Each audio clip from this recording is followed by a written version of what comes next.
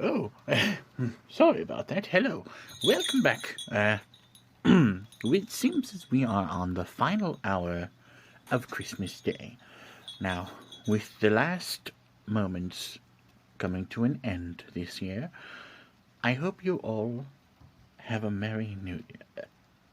Yes, and a Happy Christmas. It's a good thing. I'm glad that my caterpillar decided to be a little more tame as of late. He hasn't been falling as much as he was before. Just had to give him a few stern looks, and eventually he started listening. Anyway, it is currently raining. I don't know if you can hear it. Oh, I just realized. Please do not tell me. Okay, yes. Good. Okay. A lovely sound rain is. It's like millions of tiny little bombs for ants. And all the ants are at war.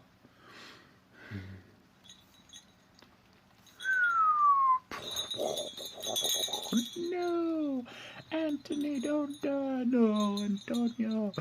My cousin will be avenged! Hey, Tony, where are you? I thought we were gonna make a pizza pasta meatball recipe, but no! We have nobody. All the ants are gone. All of them. All of them are dying right now. All little insects that are grounded to the floor, with no chance of escaping, are currently drowning. It's a beautiful time of weather. Such beautiful noises. Anywho, we need to continue the story, don't we? It's almost finished. One more part, we will finally be there.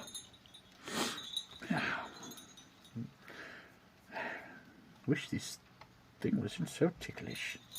Always is.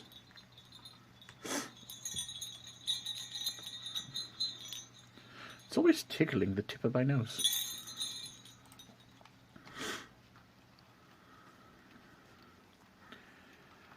Now, where were we?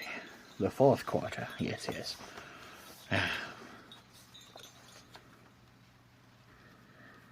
Now, remember, always put your headphones on, turn on some relaxing music, or relaxing Christmas music if you're feeling a little more festive, and I hope you all enjoy.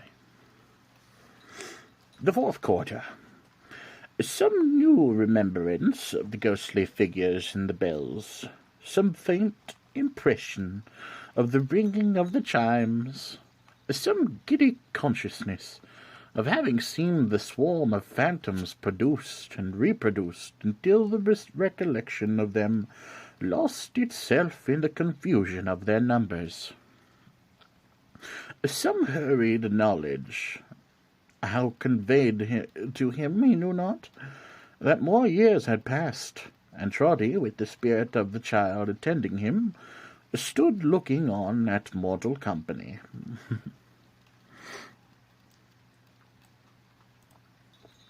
Fat company, rosy-cheeked company, comfortable company.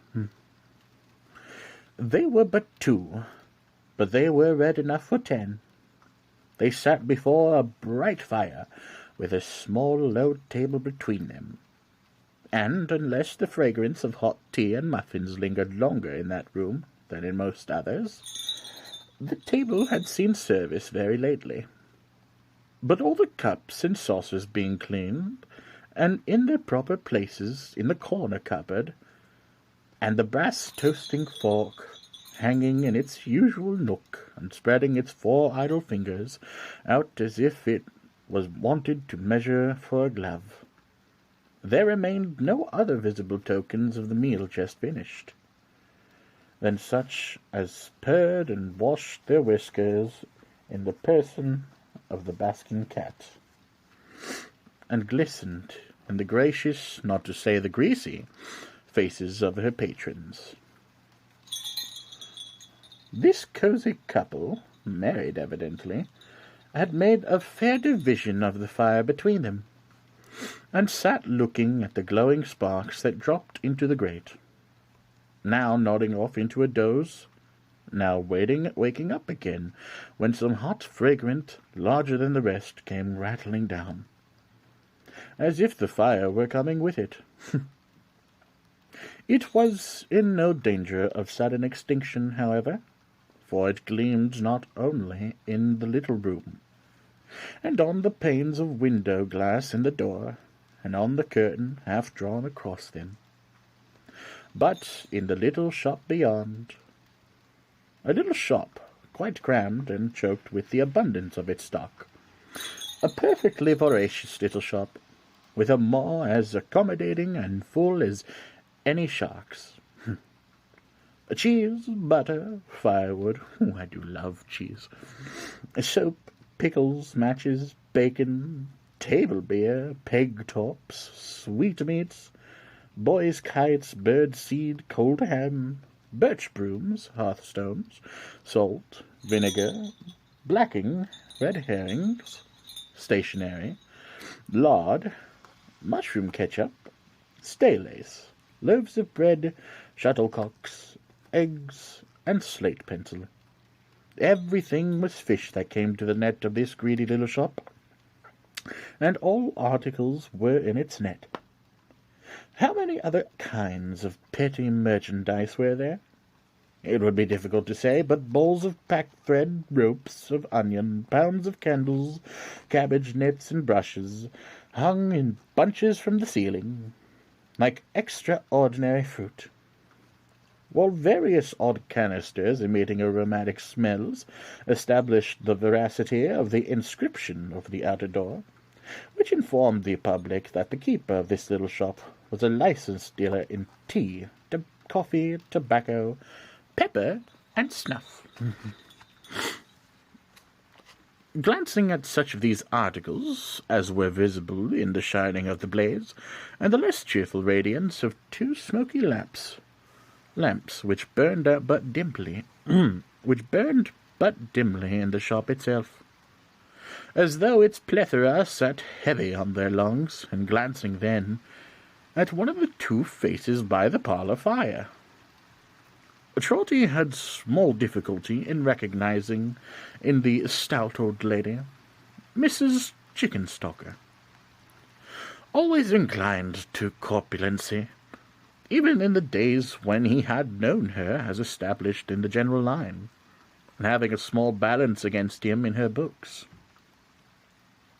The features of her companion were less easy on him.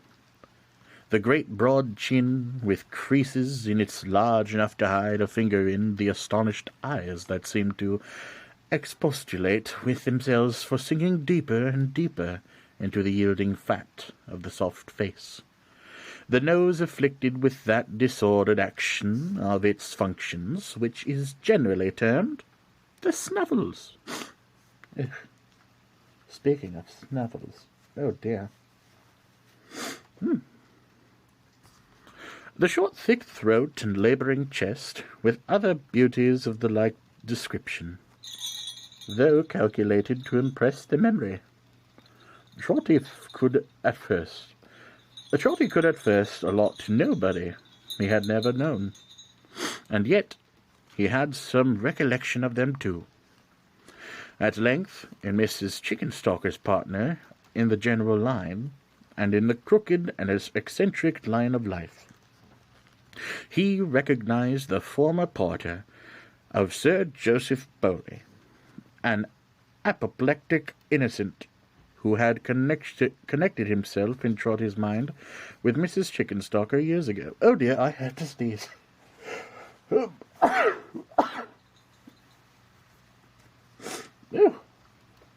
my. You are really acting up right now on my nose.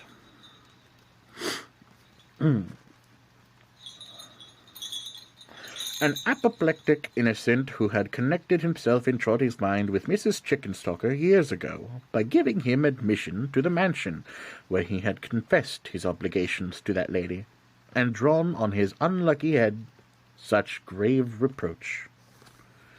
Trotty had little interest in a change like this, after the changes had been seen, but association is very strong sometimes, and he looked involuntarily behind the parlour door, where the accounts of credit customers were usually kept in chalk. There was no record of his name. Such names were there, but they were strange to him, and infinitely fewer than of old, from which he argued that the porter was an advocate of ready-money transactions, and on coming into the business had looked pretty sharp after the Chickenstalker defaulters.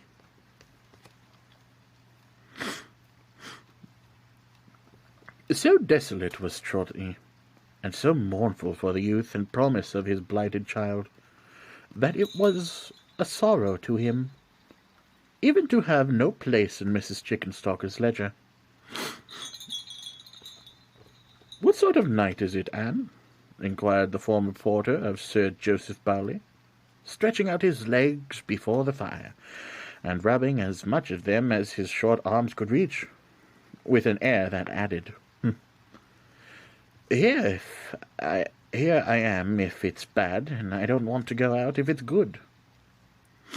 "Blowing and sleeting hard," returned his wife, "and threatening snow, dark and very cold."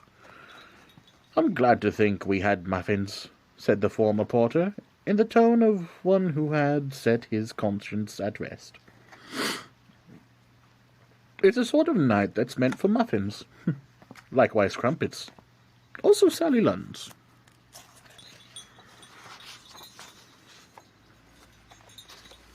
The former porter mentioned each successive kind of eatable, as if it were amusingly summing up his good actions, after which he rubbed his fat legs as before, and jerking them at the knees to get the fire upon the yet unroasted parts, laughed as if somebody had tickled him. "You're in spirits, Tugby, my dear," observed his wife. The firm was Tugby, late Chickenstalker. "No," said Tugby. "No, not particular. I'm a little ill-weighted. Ill-weighted? I don't know. The muffins came, so pat." With that he chuckled until he was black in the face, and he had so much ado to become any other colour, that his fat legs took the strangest excursions into the air. Nor were they reduced to anything like decorum until Mrs. Tugby had thumped him violently on the back, and shaken him, as if he were a great bottle. "Good gracious goodness, Lord of mercy, bless and save the man!" cried Mrs. Tugby in great terror. "What's he doing?" Mrs. Tugby wiped his eyes, and faintly repeated that he found himself a little ill-weighted. "Then don't be so again, there's a dear good soul," said Mrs. Tugby. "If you don't want to frighten me to death with your struggling and fighting." Mr. Tugby said he wouldn't, but his whole existence was a fight, in which, if any judgment might be founded on the constantly increasing shortness of his breath, and the deepening purple of his face, he was always getting the worst of it. "So it's blowing and sleeting and threatening snow, and it's dark and very cold, is it, my dear?" said Mr. Tugby, looking at the fire, and revering to the cream and marrow of his temporary elevation. "Hard weather indeed," returned his wife, shaking her head. Aye, here's," said Mr. Tugby. "I like Christians in that respect. Some of 'em die hard, some of 'em die easy. This one hasn't many days to run, and is making a fight for it. I like him all the better. There's a customer, my love." Attentive to the rattling door, Mr. Tugby had already risen. "Now then," said the lady, passing out into the little shop. "What's wanted?" "Oh, I beg your pardon, sir, I'm sure. I didn't think it was you." She made this apology to a gentleman in black, who, with his wristband tucked up and his hat cocked loungingly on one side, and his hands in his pockets, sat down astride on the table beer barrel and nodded in return. "This is a bad business upstairs, Mrs. Tugby," said the gentleman. "The man can't live." "Not the back attic can't," cried Tugby, coming out into the shop to join the conference. "The back attic, Mr. Tugby," said the gentleman, "is coming downstairs fast, and will be below the basement very soon." Looking by turns at Tugby and his wife, he sounded the barrel with his knuckles for the depth of beer, and having found it, played a tune upon the empty pot. "The black attic, Mr. Tugby," said the gentleman. Tugby, having stood in silent consternation for some time, "is going." "Then," said Tugby, returning to his wife, "he must go, you know, before he's gone." "I don't think you can move him," said the gentleman, shaking his head. "I wouldn't take the responsibility of saying it could be done myself. You had better leave him where he is. He can't live long." "It's the only subject," said Tugby, bringing the butter scale down upon the counter with a crash, by weighing his fist on it, "that we're ever had a word upon, she and me. And look what it comes to. He's going to die here, after all. Going to die upon the premises. Going to die in our house." "And where should he have died, Tugby?" cried his wife. "In the workhouse," he returned. "What are workhouses made for?" "Well, not for that," said Mrs. Tugby with great energy. "Not for that. Neither did I marry you for that. Don't think it, Tugby. I won't have it. I won't allow it. I'd be separated first and never see you again. When my widow's name stood over that door, as it did for many years, this house has been known as Mr. Chickenstalker's, far and wide, and never known but to its honest credit and its good report. When my widow's name stood over that door, Tugby, I knew him as a handsome, steady, manly, independent youth.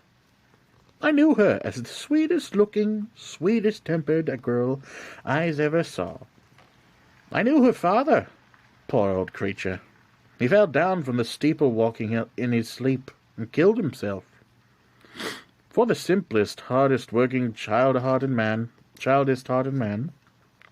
that ever drew the breath of life. And when I turned them out of out of house and home, may angels turn me out of heaven, as they would, and serve me right." Her old face, which had been a plump and dimpled one before the changes which had come to pass, seems to shine out of her as she said those words. And when she dried her eyes and shook her head and her handkerchief at Tugby, with an expression of firmness which it was quite clear was not to be easily resisted, Trotty said, "Bless her, bless her." Then he listened with a panting heart for what should follow, knowing nothing yet but that they spoke of Meg.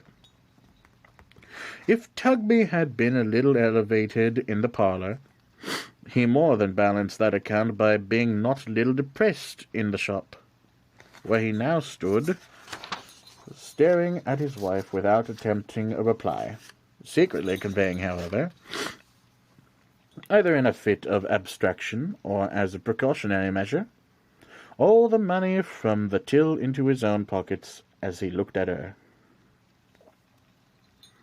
The gentleman upon the table beer cask, who appeared to be some authorized medical attendant upon the poor, was far too well accustomed, evidently, to a little difference of opinion between man and wife, to interpose any remark in this instance. He sat softly, whistling, and turning little drops of beer out of the tap upon the ground, until there was a perfect calm. When he raised his head and said to Mrs. Tugby, late Chickenstalker, There's something interesting about the woman, even now. How did she come to marrying him? Why's that? Why that, said Mrs. Tugby, taking her seat near him, is not the least cruel part of her story, sir. You see, they kept company, she and Richard, many years ago. When they were a young and beautiful couple, everything was settled, and they were to have been married on a New Year's Day. But somehow Richard got it into his head through what the gentleman told him, that he might do better, and that he'd soon repent it, and that she wasn't good enough for him, and that a young man of spirit had no business to be married. And the gentleman frightened her, and made her melancholy and timid of his deserting her, and of her children coming to the gallows, and of its being wicked to be man and wife, and a good deal more of it. And in short, they lingered, and their trust in one another was broken. And so at last was the match. But the fault was his. She would have married him, sir, joyfully. I've seen her heart swell many times afterwards, when he passed her in a proud and careless way, and never did a woman grieve more truly for a man than she for Richard when he first went wrong. "Oh, he went wrong, did he?" said the gentleman, pulling out the vent peg of the table beer, and trying to peep down into the barrel through the hole. "Well, sir, I don't know that he rightly understood himself, you see. I think his mind was troubled by their having broke with one another, and that but for being ashamed before the gentleman, and perhaps for being uncertain, too, how she might take it. He'd have gone through any suffering or trial to have had Meg's promise and Meg's hand again. That's my belief. He never said so. More's the pity. He took to drinking, idling, bad companions, all the fine resources that were to be so much better for him than the home he might have had. He lost his looks, his character, his health, his strength, his friends, his work, everything." "He didn't lose everything, Mrs. Tugby," returned the gentleman, "because he gained a wife. And I want to know how he gained her." I'm coming to it, sir, in a moment. This went on for years and years, he sinking lower and lower, she enduring, poor thing, miseries enough to wear her life away. At last he was so cast down and so cast out that no one would employ or notice him, and doors were shut upon him, go where he would, applying from place to place and door to door, and coming for the 100th time to one gentleman who had often and often tried him. He was a good workman to the very end. That gentleman who knew his history said, "I believe you are incorrigible. There is only one person in the world who has a chance of reclaiming you. Ask me to trust you no more until she tries to do it." Something like that, in his anger and vexation. "Ah," said the gentleman. Well, sir?" He went to her and kneeled to her, said it was so, said it ever had been so, and made a prayer to her to save him. And she... Don't distress yourself, Mrs. Tugby. She came to me that night to ask me about living here. What he was once to me, she said, is buried in a grave, side by side with what I was to him. But I have thought of this, and I will make the trial. In the hope of saving him for the love of the light-hearted girl, you remember her, who was to have been married on a New Year's Day, and for the love of her Richard. And she said he had come to her from Lilian, and Lilian had trusted to him. And she could never forget that. So they were married. And when they came home here, and I saw them, I hoped that such prophecies as parted them when they were young may not often fulfill themselves as they did in this case, or I wouldn't be the makers of them for a mine of gold. The gentleman got off the cask and stretched himself, observing, I supposed he used her ill as soon as they were married. Oh, I don't think he ever did that, said Mrs. Tugby, shaking her head and wiping her eyes. He went on better for a short time, but his habits were too old and strong to be got rid of.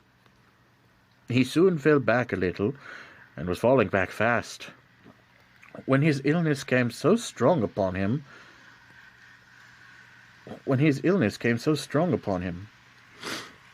I think he has always felt for her.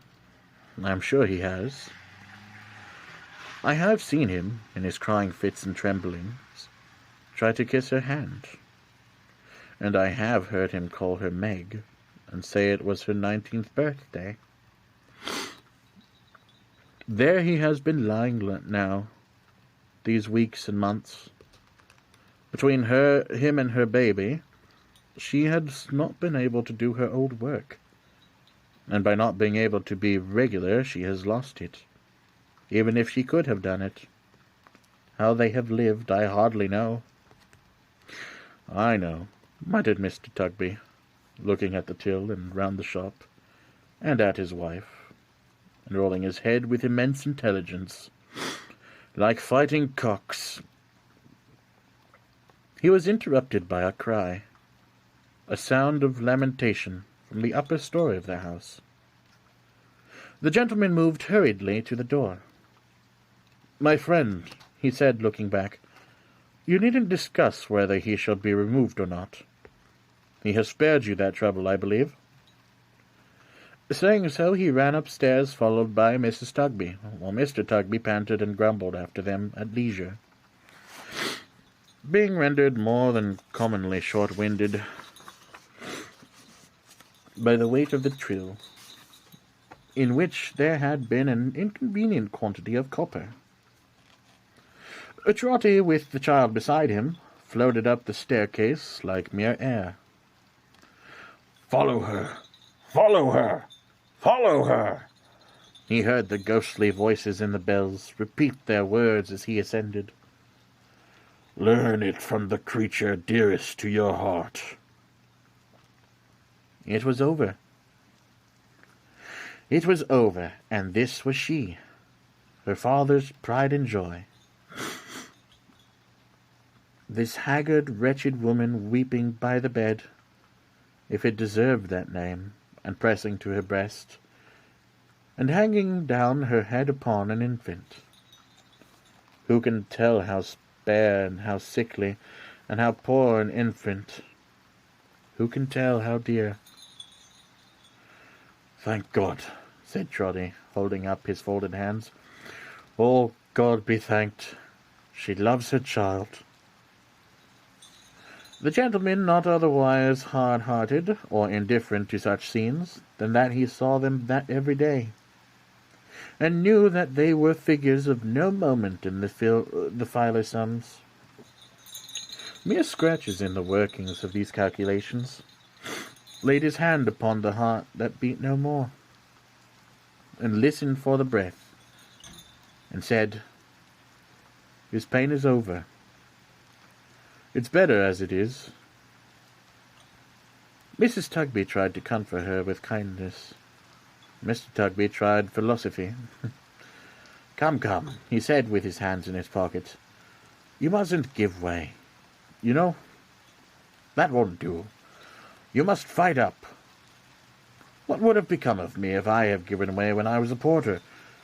We had as many as 6 runaway carriage doubles at our door in one night.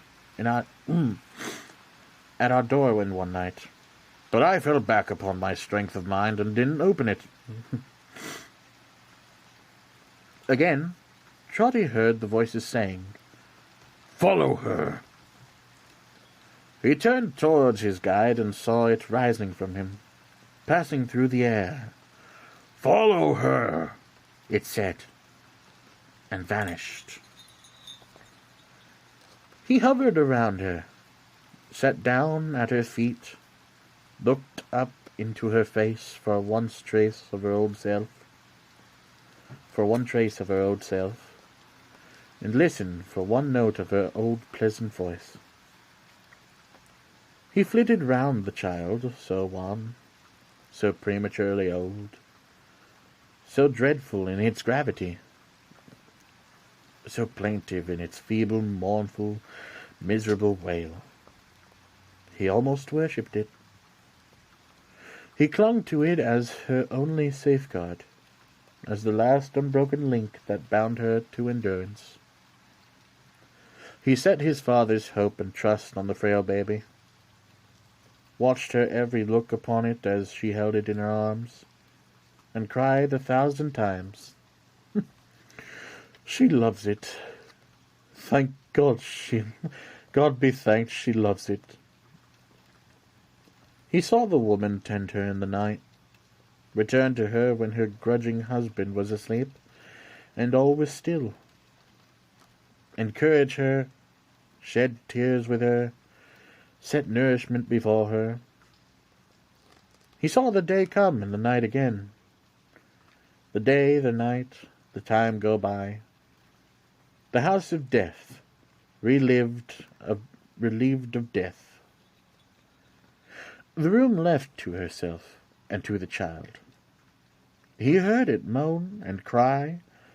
He saw it harass her and tire her out, and when she slumbered in exhaustion, drag her back to consciousness, and hold her with its little hands upon the rack.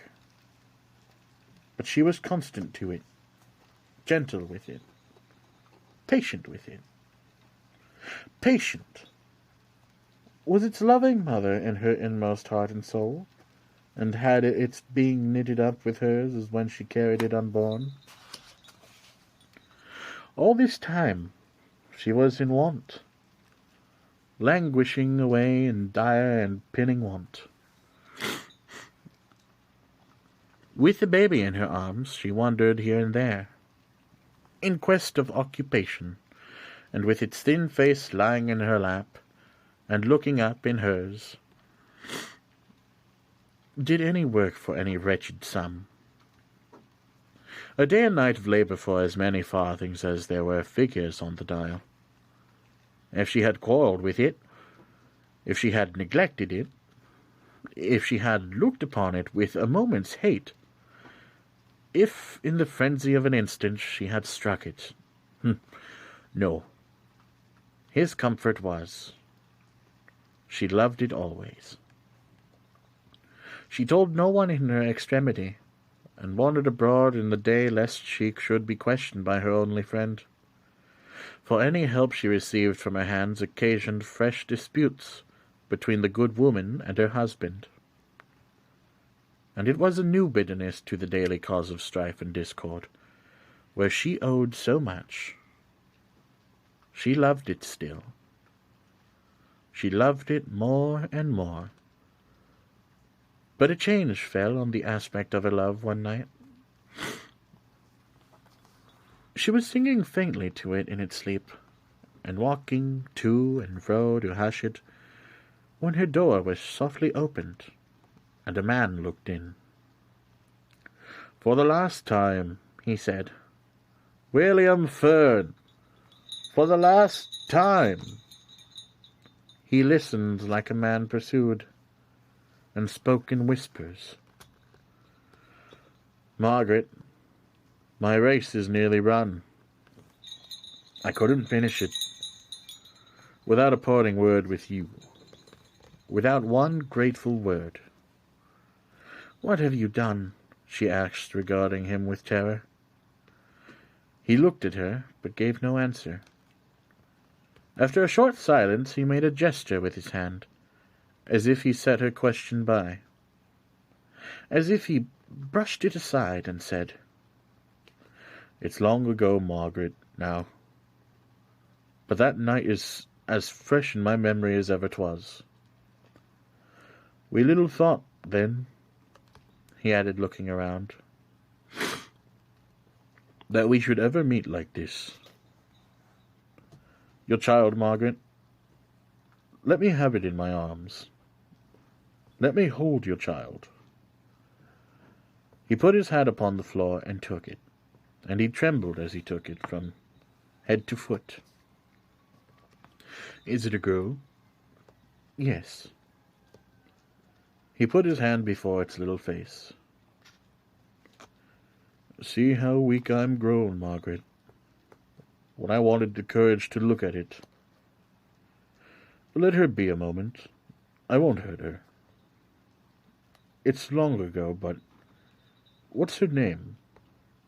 "Margaret," she answered quickly. "I'm glad of that," he said. "I'm glad of that."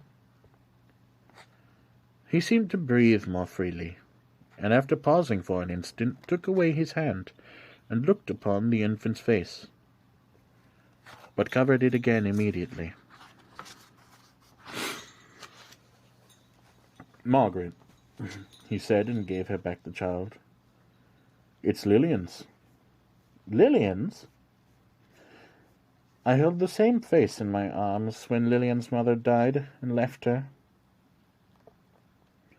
"When Lillian's mother died and left her," she repeated wildly. "When Lillian's mother died and left her? How shrill you speak! Why do you fix your eyes upon me so, Margaret?" She sunk down in a chair and pressed the infant to her breast, and wept over it. Sometimes she releases it from her embrace to look anxiously in its face, and strained it to her bosom again. At those times, when she gazed upon it, then it was that something fierce and terrible to mingle with her love. Then it was that her old father quailed. "Follow her," was sounded through the house. "Learn it from the creature dearest to your heart." "Margaret," said Fern, bending over her and kissing her upon the brow, "I thank you for the last time. Good night. Goodbye. Put your hand in mine and tell me you'll forget me from this hour, and try to think the end of me was here."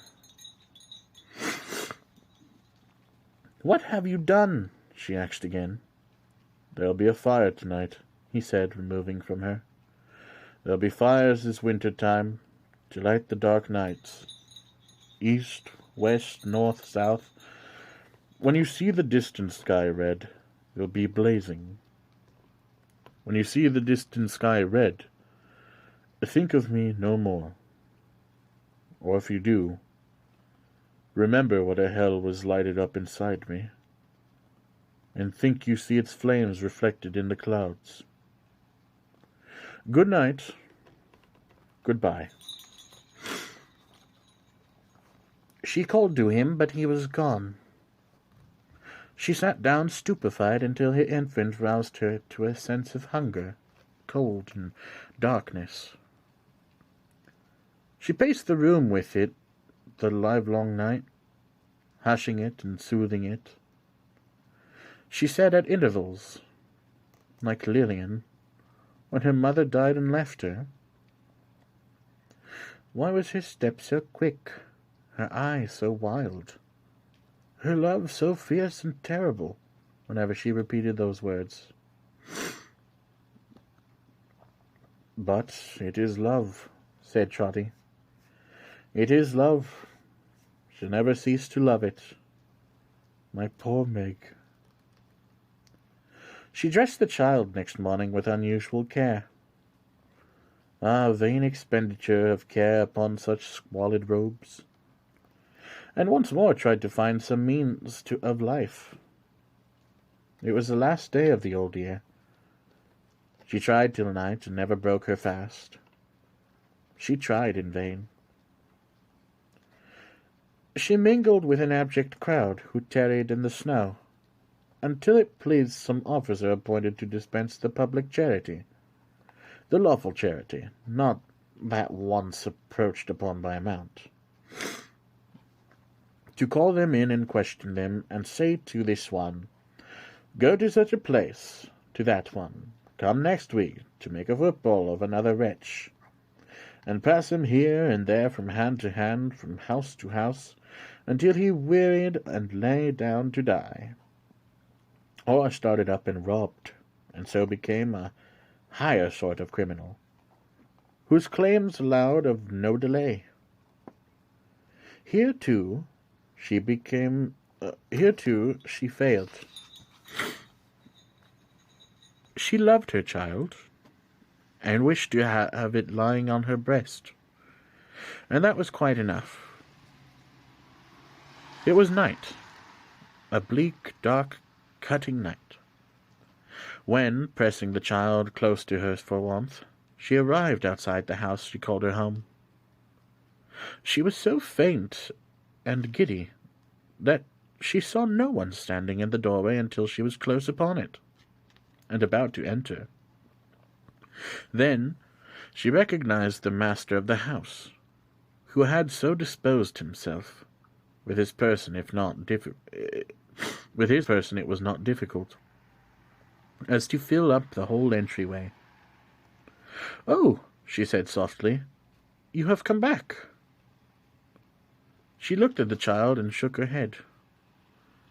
"Don't you think you have lived here long enough without paying any rent? Don't you think that, without any money, you've been a pretty constant customer at the shop now?" said Mr.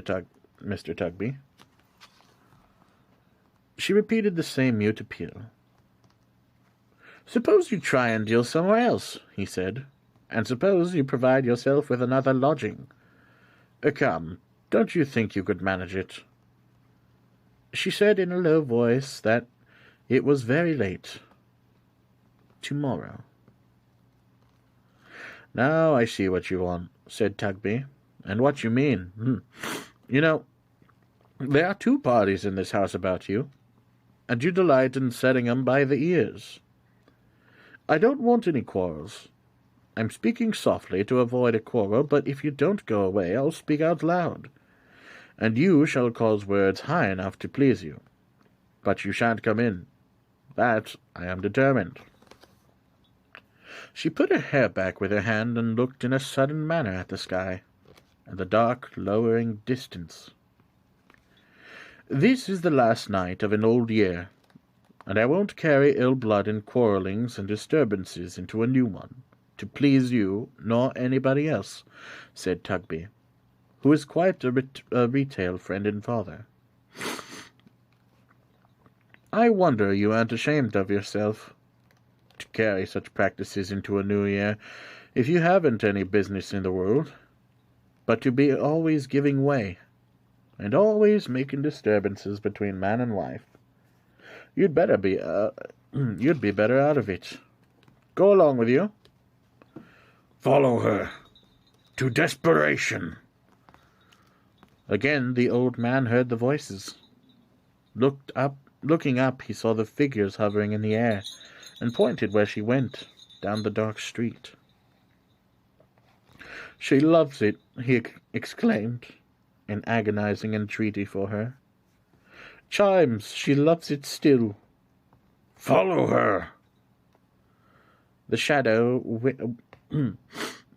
swept upon the tracks she had taken, like a cloud. He joined in the pursuit. He kept close to her. He looked into her face. He saw the same fierce and terrible expression mingling with her love, and kindling in her eyes. He heard her say, "Like Lilian, to be changed like Lilian," and her speed redoubled. Oh, for something to awaken her, for any sight or sound or scent, to call up tender recollections in the brain of fire, in a brain on fire, for any gentle image of the past to rise before her.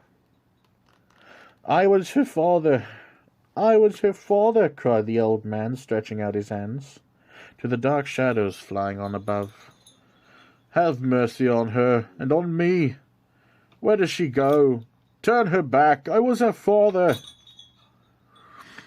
But they only pointed to her, as she hurried on and said, To desperation. Learn it from the creatures dearest to your heart. 100 voices echoed it. The air was made of breath expanded in those words. He seemed to take them in. At every gasp he drew, they were everywhere, and not to be escaped. And still she hurried on, the same light in her eyes, the same words in her mouth, like Lillian, to be changed like Lillian. All at once she stopped. "Now turn her back," exclaimed the old man, tearing his white hair. "My child, Meg, turn her back. Great father, turn her back." In her own scanty shawl, she wrapped the baby warm.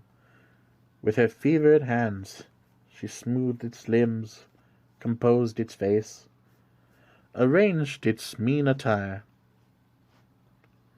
In her wasted arms she folded it, as though she never would resign it more, and with her dry lips kissed it in a final pang, and last long agony of love.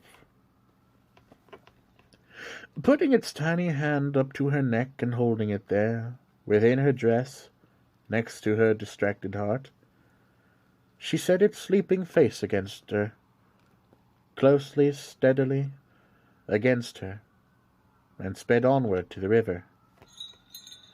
To the rolling river, swift and dim, where winter nights sat brooding like the last dark thoughts of many who had sought a refuge there before her, where scattered lights upon the banks gleamed sullen, red and dull, as torches were burning there, to show the way to death, where no abode of living people cast its shadow on the deep, impenetrable, melancholy shade. To the river, to that portal of entry, her desperate footsteps tended with the swiftness of its rapid waters running to the sea. He tried to touch her as she passed him, going down to its dark level, but the wild distempered form, the fierce and terrible love, the desperation that had left all human check or hold behind, swept by him like the wind. Oh, these sniffles. Ugh. He followed her. She paused for a moment on the brink, before the dreadful plunge. He fell down on his knees, and in a shriek addressed the figures in the bells, now hovering above them. "I have learnt it," cried the old man, "from the creature dearest to my heart. Oh, save her! Save her!"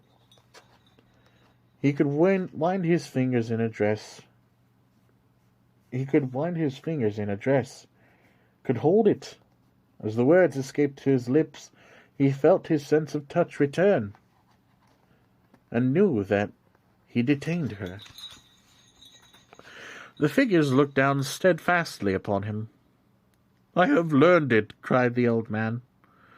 "Oh, have mercy on me in this hour. If in my love for her so young and good, I slandered nature in the breast of mothers rendered desperate, pity my presumption's wickedness and ignorance, and save her." He felt his hold relaxing. They were silent still. "Have mercy on her!" he exclaimed, "as one in whom this dreadful crime had sprung from love perverted, from the strongest, deepest love we fallen creatures know. Think what her misery must have been, when such seed bears such fruit. Heaven meant her to be good. There is no loving mother on earth who might not come to this, if such a life had gone before. Oh, have mercy on my child, who even at this pass means mercy to her own and dies herself, and perils her immortal soul to save it." She was in his arms. He held her now. His strength was like a giant's. "I see the spirit of the Chimes among you," cried the old man. "Go away, window security. Fuck you." Yeah. Singling out the child and speaking in some inspiration, which their looks conveyed to him. "I know that our inheritance is held in store for us by time. I know there's a sea of time to rise one day, before which all who wrong us or oppress us will be swept away like leaves. I see it on the flow. I know what we must trust and hope, and neither doubt ourselves nor doubt the good in one another. I have learnt it from the creature dearest to my heart. I clasp her in my arms again. O Spirit, merciful and good, I take your lesson to my breast along with her. O Spirits, merciful and good, I am grateful." He might have said more, but the bells, the old familiar bells, his own dear, constant, steady friends, the chimes began to ring. The joy peals for a new year. So lustily, so merrily, so happily, so gaily, that he leaped upon his feet and broke the spell that bound him. "And whatever you do, father," said Meg, "don't eat tripe again without asking some doctor whether it's likely to agree with you, or how you have been going on. Good gracious!"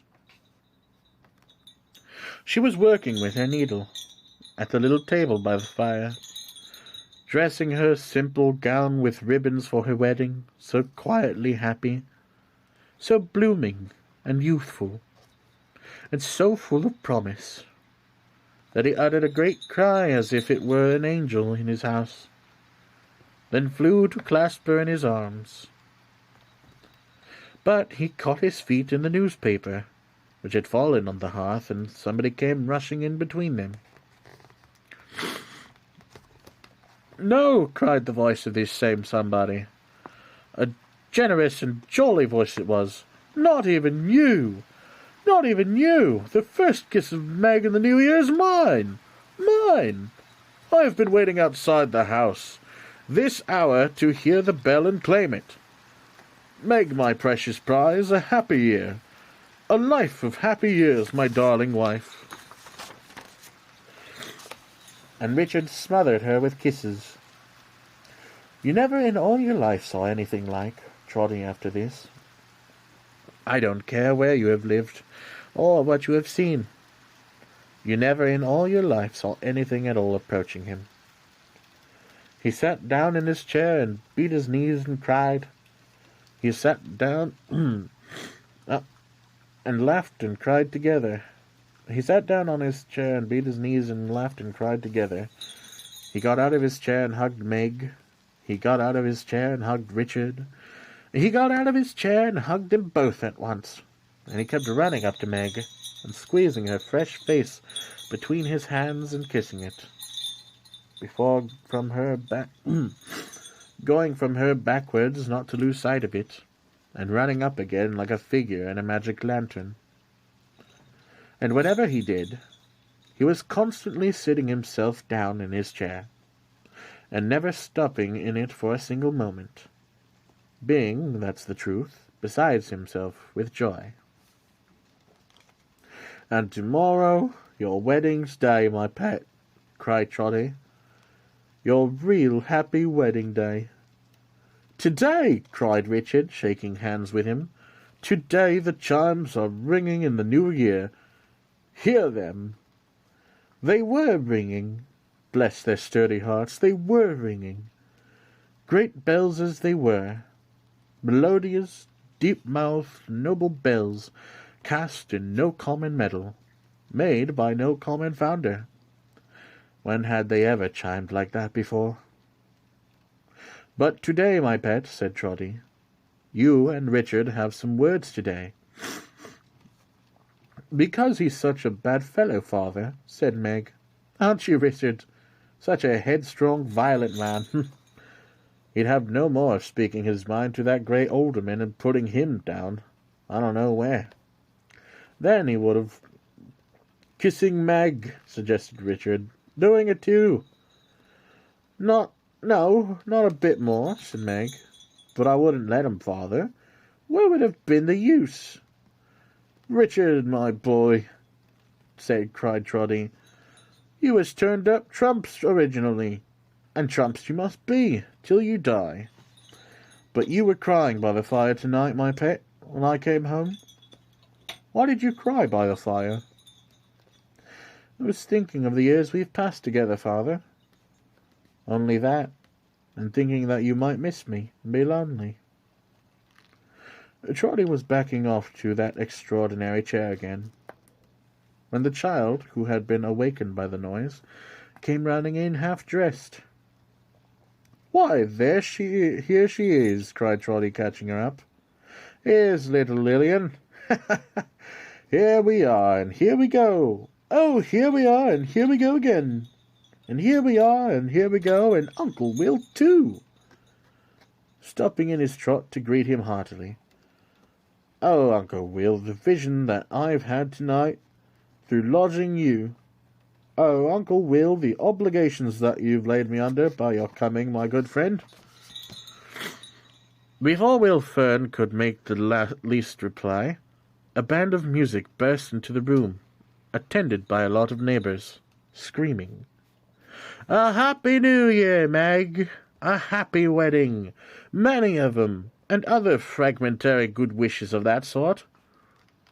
The drum, who was a private friend of Trotty's, then stepped forward and said, "Trotty Veck, my boy, I've got about that your daughter is going to be married tomorrow. There's not a soul that knows you don't, that knows you that don't wish you well, or that knows her and don't wish her well, or that don't knows you both and don't wish you both all the happiness the new year can bring. And here we are to play it in a dance, and dance in it accordingly," which was received by a general shout. The drum was rather drunk, by the by, but never mind. "What a happiness it is, I'm sure," said Trotty, "to be so esteemed. How kind and neighbourly you are. It's all along of my dear daughter. She deserves it." They were ready for a dance in half a second. Meg and Richard at the top, and the drum was on the very brink of feathering away with all his power, when a combination of prodigious sounds was heard outside, and a good-humoured, comely woman of some 50 years of age, or thereabouts, came running in, attended by a man bearing a stone pitcher of terrific size, and closely followed by the marrowbones and cleavers, and the bells, not the bells, but a portable collection on a frame.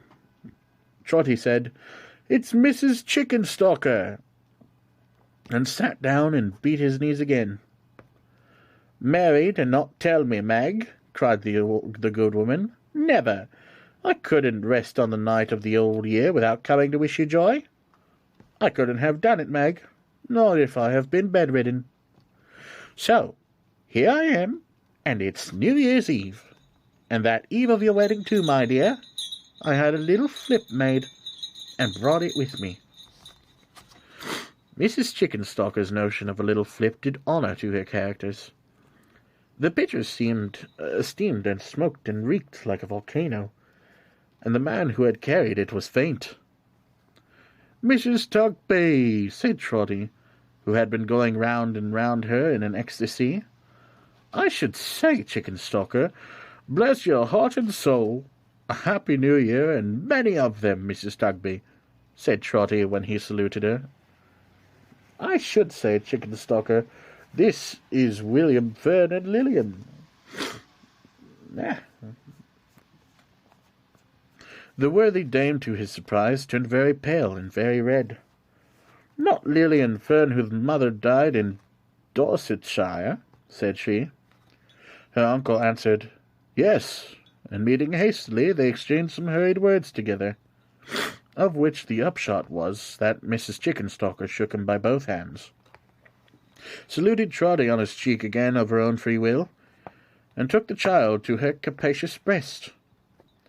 "Will Fern," said Trotty, pulling on his right-hand muffler, "not the friend you was hoping to find?"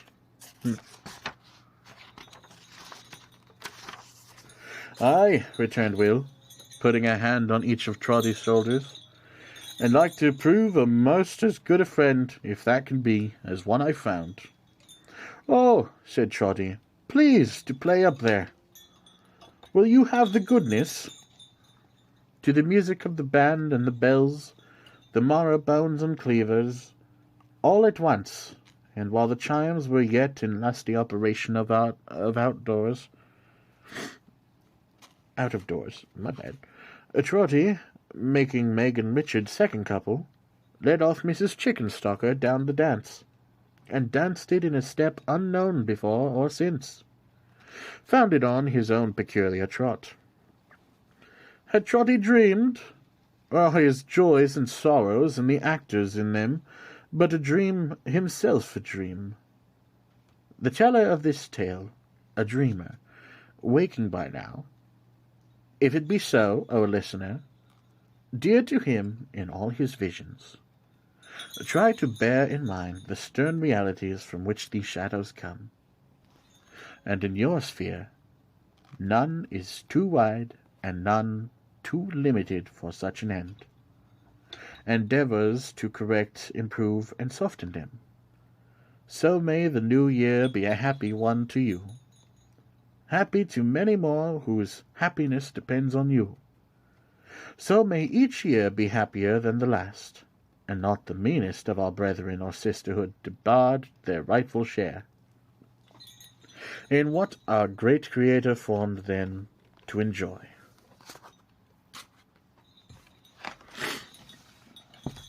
Well, that was the Chimes.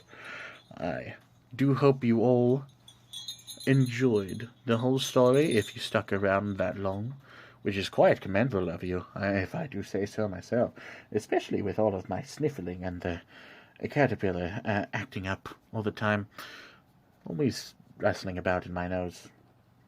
Anyway, it is time for me to go, and it is all time for you to enjoy the rest of your year. Thank you all so much for watching. I hope you had a relaxing stay, and possibly enjoyed the rain noises if it carried over through the window. With that being said, your Jack the Ripper will be returning quite soon, and I will be making my leave till next year.